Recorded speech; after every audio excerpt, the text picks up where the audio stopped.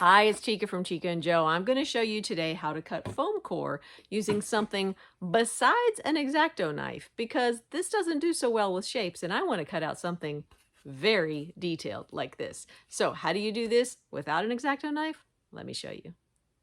I like to use my scroll saw for cutting curves and fine detail in foam core. My scroll saw is one of my favorite tools in my workshop because it can make those delicate curves and detailed cuts like no other saw can. It has this really fine, thin blade with tiny little teeth. You can get blades for different materials, and obviously the finer the blade, the finer the cut. It works pretty simply. When it's on, the blade jogs up and down, gently sawing away at the material. My saw is a Delta 20-inch, which is definitely overkill for foam core, but it's what I already own, and I love it, and it works just fine for this. I'll talk more in a bit about other more affordable models to consider if you're just looking to do a lot of foam core cutting. So when I needed to cut out foam core horses for a carousel project that Joe and I were working on, I figured I would give the scroll saw a try, and it worked so well I couldn't believe it. The blade easily cuts right through the lightweight foam core, and it was so easy to twist and turn it to get those detailed curves.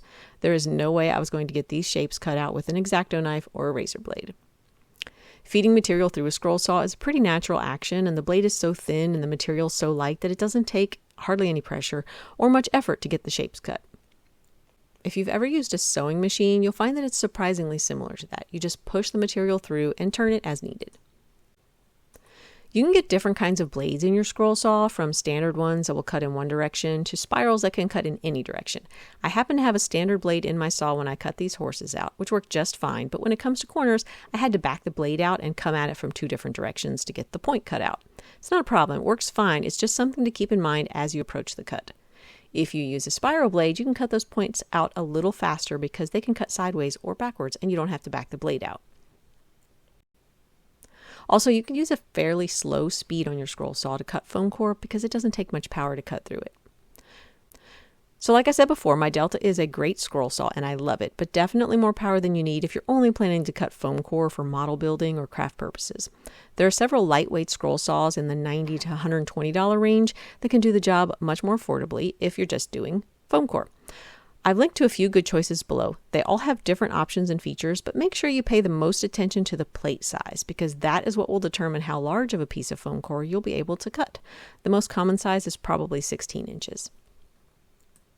Just look at those nice straight edges. The foam core is not squished or pinched like it would be if I had tried to cut it with a razor blade, and the sides are nice and perpendicular and not slanted. I think it looks pretty great. I initially transferred my pattern onto the foam core with carbon transfer paper, and I did it nice and dark because I wanted you to be able to see the lines clearly on this video, and you can still see some of those marks on my finished horse. But if you flip it over, you'll get a nice clean look on the back with no lines.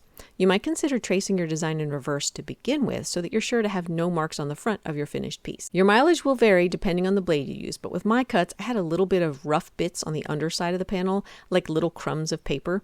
Fortunately, that was super easy to get rid of with a couple of quick swipes of sandpaper just to knock those bits off. If your piece is very delicate, make sure you set it down flat on the table to do the sanding rather than holding it up in the air because otherwise you might accidentally bend one of the more delicate pieces. I definitely did not want to bend that horse's tail after spending all that time cutting it out. So there you have it, a nice cutout horse with perfect corners, curves, and details, all thanks to an unexpected tool, my scroll saw. I hope you enjoyed this, and do us a favor and hit that subscribe button below so you don't miss any of our other tips and project ideas.